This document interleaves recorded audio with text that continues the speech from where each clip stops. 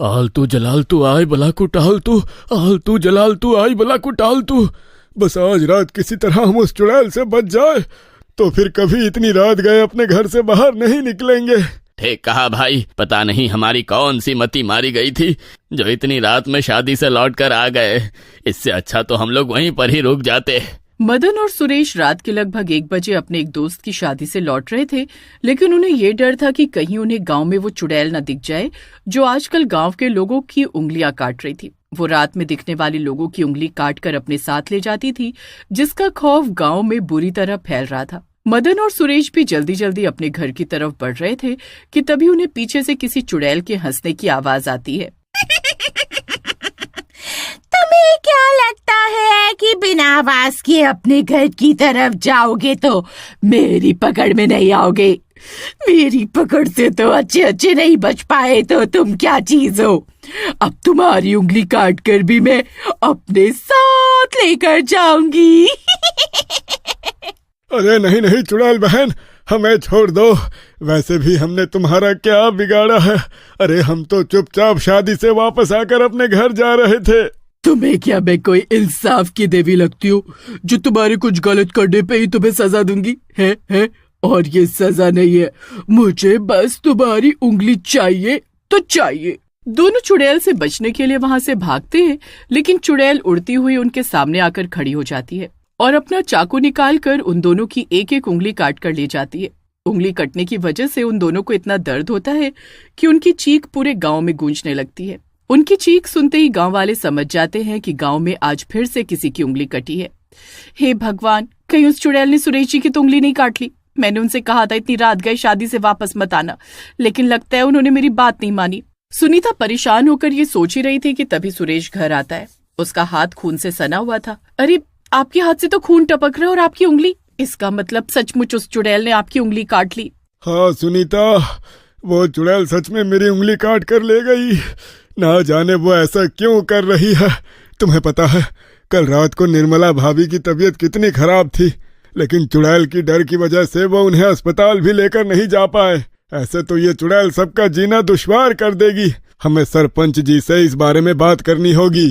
अगले दिन सब लोग इकट्ठे होकर सरपंच जी के पास जाते हैं।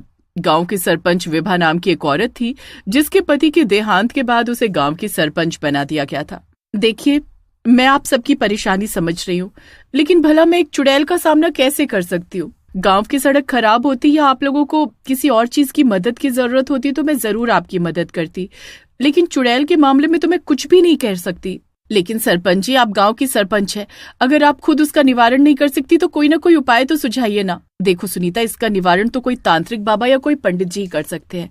मेरी पहचान में एक तांत्रिक बाबा है, मैं उनसे बात करती हूँ। वो गाँव में आकर गाँव का मुआयना करेंगे। विभा तांत्रिक बाबा के पास जाकर उन्हें सारी बात बताती है। अगले दिन तांत्रिक बाबा गांव में आते हैं। तांत्रिक बाबा से बात करने के लिए गांव के सब लोग गांव के बीच बने चौक में इकट्ठा होते हैं। तांत्रिक बाबा, अब तो हमने आपको चुड़ैल के बारे में सब कुछ बता दिया, अब आप ही उससे हमारा छुटकारा करवाइए। अभी तक वो गांव के 20 लोगों की उंगलियां काट चुकी है और अगर अभी भी उसे नहीं रोका गया तो ना जाने वो कितने और लोगों की उंगलियां काट डालेगी। तुम बिल्कुल भी चिंता मत करो बेटी, मैं आ गया हूँ ना, तो उससे तुम्हें छुटकारा जरूर दिलवा दूंगा। आज रात को मैं गाँव में पहरा दूंगा। वो चुड़ैल मेरे सामने जरूर आएगी और उसके सामने आते ही मैं उसे कैद कर लूंगा। तांत्रिक बाबा रात को जाकर पूरे गांव में पहरा देते हैं। वो हर जगह चुड़ैल को ही ढूंढ रहे थे। चुड़ैल भी गांव में किसी इंसान को ढूंढ रही थी। तभी चुड़ैल को तांत्रिक बाबा की गंध आती है। इंसान की गंध सूंघकर वो तांत्रिक बाबा के सामने आकर खड़ी हो जाती है। तू यहाँ पर क्या कर रहा है? मुझे तेरी उंगली नहीं चाहिए, जा यहाँ से। मैं यहाँ तुझे कैद करने के लिए आया हूँ और तुझे मेरा डर ही नहीं है। गांव वालों की उंगलियां काट काट कर बहुत परेशान कर चुकी है तू, लेकिन अब मैं तुझे उन्हें और परेशान करने नहीं दूंगा। तुम मुझे नहीं रोक सकते तांत्रिक, क्योंकि मैं बस अपना बदला ले रही हूँ और जब तक मेरा बदला पूरा नहीं हो जाएगा तब तक मैं नहीं रुकूंगी और ना ही तुम्हारे हाथ आऊंगी। इतना बोलकर चुड़ैल जल्दी से तांत्रिक बाबा के सामने से गायब हो जाती है। तांत्रिक बाबा भी सोच में पड़ जाते हैं कि ये चुड़ैल किस बदले की बात कर रही थी। इसे भला गाँव वालों से क्या बदला लेना है। अगले दिन तांत्रिक बाबा फिर से गांव वालों से मिलते हैं। आपने कल रात चुड़ैल को पकड़ लिया ना बाबा, अब तो वो हमें परेशान नहीं करेगी ना? वो मेरी पकड़ में नहीं आई और अब वो मेरी पकड़ में आएगी भी नहीं, क्योंकि वो अपना बदला पूरा कर रही है। लेकिन आखिर उसके मन में ये बदले की भावना कहाँ से आई है ये मैं नहीं जानता, और जब तक मुझे ये पता नहीं चल जाता तब तक मैं उसका निवारण नहीं कर सकता। तुम लोग सच सच बताओ, कहीं तुमने तो चुड़ैल के साथ कुछ नहीं किया था? अरे आप कैसी बातें कर रहे हो बाबा, भला हम चुड़ैल के साथ कुछ बुरा कैसे कर सकते हैं? वो आपको भरमाने की कोशिश कर रही है, आप उसकी बातों में मत आइए। तांत्रिक बाबा वहां से चले जाते हैं और अपने ध्यान पर बैठते हैं। वो चुड़ैल से बात करने की कोशिश कर रहे थे, लेकिन चुड़ैल उनके सामने ही नहीं आ रही थी। उसी रात गांव में एक बारात वापस लौट कर आती है। बाकी सब लोग पिछले गांव में रुक गए थे, लेकिन दूल्हा अपने परिवार के साथ आ रहा था। अचानक गाड़ी खराब हो गई और उन लोगों को पैदल चलकर आना पड़ा। दूल्हा दुल्हन सबसे पीछे चल रहे थे, तभी चुड़ैल ने आकर उनका रास्ता रोक लिया। बेवकूफ लोगों, जब तुम्हें पता है कि रात को यहाँ पर आओगे तो मैं उंगली काट लूंगी, फिर भी यहाँ पर आ गए। उंगली? कौन सी उंगली? हटो और जाने दो हमें। चुड़ैल जैसे ही उनकी उंगली काटने के लिए अपना चाकू निकालती है, वैसे ही तांत्रिक बाबा पीछे से चुड़ैल के ऊपर अभिमंत्रित भभूति को छिड़क देते हैं। चुड़ैल वहीं पर गिर जाती है। तभी तांत्रिक बाबा जल्दी से उसके चारों तरफ एक गोल घेरा बना देते हैं। सभी गांव वाले वहां पर इकट्ठा हो जाते हैं। है, आ ही गई तांत्रिक बाबा ये आपकी पकड़ में। अब पूछिए इससे कि किस बात का बदला ले रही है ये हमसे। सच सच बता कि तू इन गांव वालों के साथ ये सब क्यों कर रही है? क्यों इन लोगों की उंगलियां काट रही है? नहीं बताऊंगी, मैं बिल्कुल भी नहीं बताऊंगी। तुम्हें जो करना है कर लो। अच्छा, तो मतलब तू ऐसे नहीं मानेगी? तांत्रिक बाबा वहां पर एक यज्ञ कुंड बनाकर तैयार करते हैं और मंत्रों को पढ़ते हुए चुड़ैल पर भभूति छिड़कने लगते हैं, जिससे चुड़ैल जोर जोर से चिल्लाने लगती है। छोड़ो मुझे, बंद करो ये सब, वरना मैं किसी को नहीं छोड़ूंगी। तू अब मेरी पकड़ में है, इसलिए किसी को नुकसान नहीं पहुंचा सकती। सच सच बता, तू ये सब क्यों कर रही है? वरना हमेशा के लिए तुझे कैद करके ले जाऊंगा। कैद होने की बात सुनकर चुड़ैल डर जाती है और तांत्रिक बाबा के सामने सब कुछ सच सच उगलने लगती है। ठीक है, मैं सब कुछ बताती हूँ, लेकिन मुझसे एक वादा करो कि सच जानने के बाद तुम्हें मेरी मदद करनी होगी।